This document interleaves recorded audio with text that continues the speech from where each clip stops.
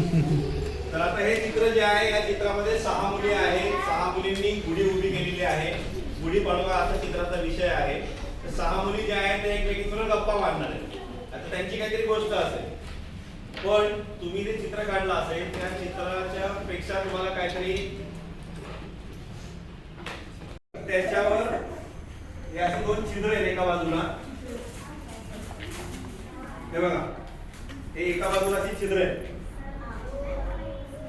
तर तुम्ही लिहिताना इथून लिहायचंय तुमचं या बाजूला, चित्राच्या या बाजूला इथे एक बॉक्स करा.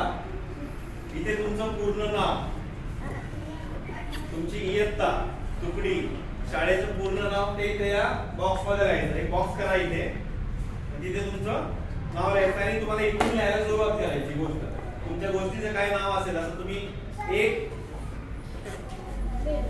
बोल बोल नाही तू बोल नाही तू बोला.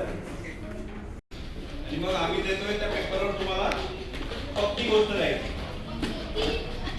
जर तुमचा कागद जो आहे, पेपर जो आहे,